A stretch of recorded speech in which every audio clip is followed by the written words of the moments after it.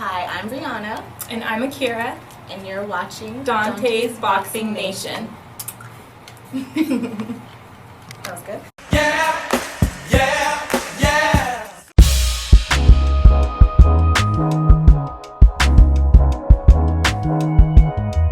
Dante's Boxing Nation, what's going on, guys? Now, since Mexican fans are some of the biggest fans in the sport of boxing, I would be remiss not to report this story. Now, let me just start by saying this before we even get into the main story. Have you guys ever noticed that in America, when it comes to boxing, we have seen arenas filled with white fans cheering for the black boxer, like when Terence Crawford fights in Omaha, like when Deontay Wilder used to fight in Alabama. Thousands of white fans passionately rooting for the American. We see black fans filling up arenas across the country to watch Gervonta Tank Davis fight. But we have never seen Mexicans fill up an arena. We've never seen Mexicans attend a fight and support the black American boxer, even when the black boxer is fighting in his own hometown. And I'm not talking about when a black fighter is fighting against a Mexican fighter, because of course Mexicans are going to support the Mexican fighter. I'm talking about when the black fighter is fighting someone who's not Mexican. Like when Devin Haney was in Las Vegas, a city that he was raised in since he was 5 years old, and he's fighting against Lomachenko, someone who's not even from America.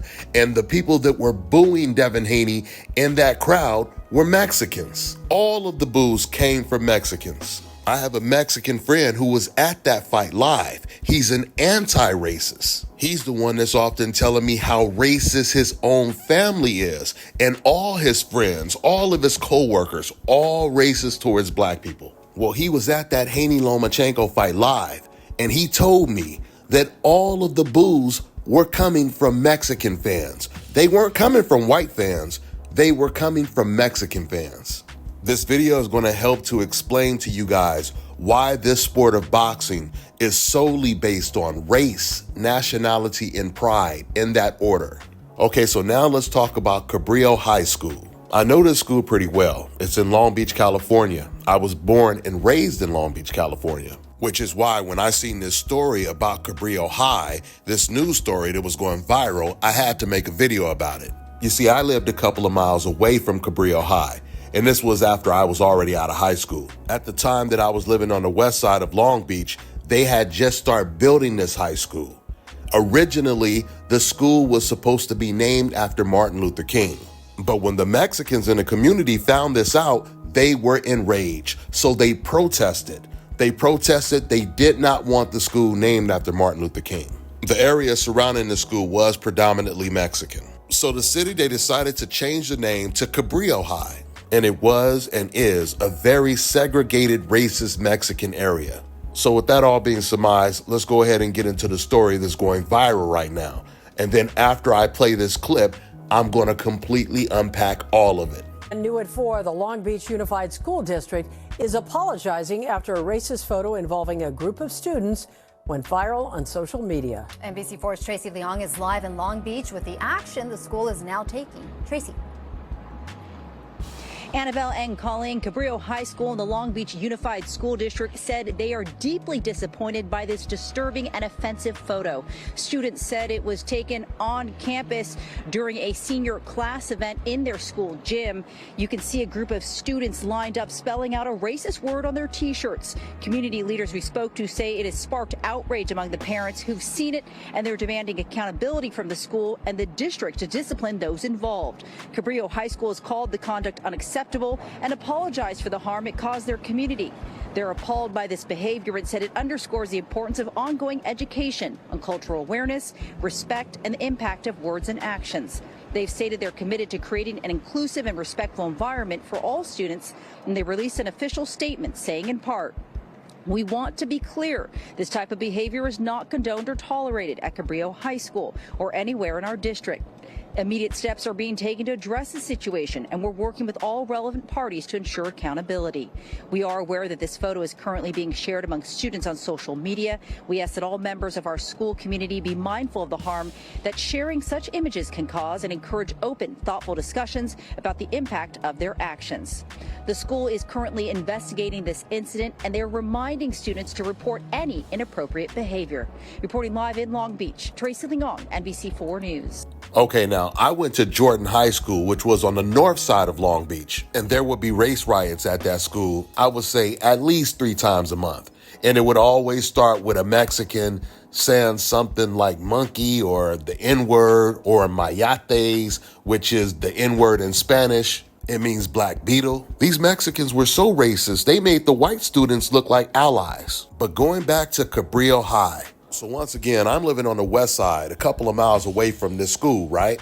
And one of my neighbors attends this school. He's black. Well, he gets into a fight with a Mexican kid. He beats the Mexican kid up. The Mexican kid is so upset that he got beat up and embarrassed that he goes home, tells his gangbanger friends about it. But not just friends, I'm talking about grown men. Keep in mind, the 2 kids that were fighting, they were only 15 years old. So after this Mexican kid tells the OGs what happened to him, the very next day, a 28-year-old Mexican man, he hunts down the black kid and shoots him several times in his back, killing him. He dies right on the corner of Santa Fe and PCH. And what's even crazier about this is there's a police station that is literally right next to the high school.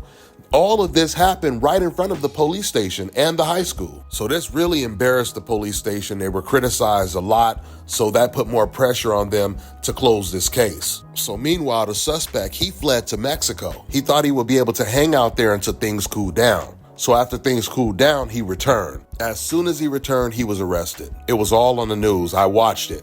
And I remember a reporter actually asked the Mexican suspect as he was walking in handcuffs, "Why did you do it?" He turned and looked at the camera and said, "I just don't like black people." And guys, if you search Cabrillo High School in Long Beach, California, murders, you will see more stories just like that. So when Mikey Garcia was scheduled to fight against Adrian Broner, Mikey Garcia, he had put up a photo depicting Adrian Broner as Donkey Kong. And I covered that fight in New York. So of course, while all the other media completely ignored that Mikey Garcia did this, I actually brought it up. I addressed it to Mikey Garcia, to his face. And when I brought this up to Mikey Garcia and Robert Garcia, they both asked me, "Why? Were you offended?" I said, "Of course I was offended." And then they asked me why. And I said, "Man, I was born and raised in Long Beach, California, and I'm just gonna leave it at that." And they knew exactly what that meant.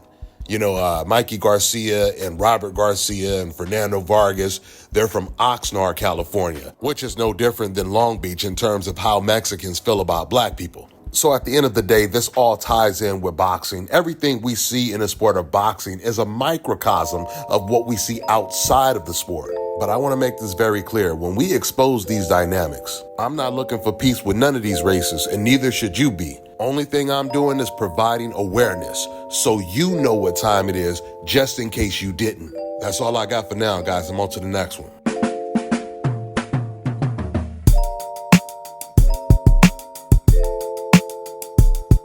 All right, now check this out, guys. If you're looking to repair eczema scars, burns and bruises, dark spots and blemishes, fever blisters, diabetic ulcers, this right here is the perfect product for you guys. It's called Elo Diki Face and Body Oil. Athletes and top-ranking boxers, they're also using it after training to reduce swelling, inflammation, and to ease the pain. So get yours today. Go to elodiki.com, like them on Facebook, and follow them on Instagram.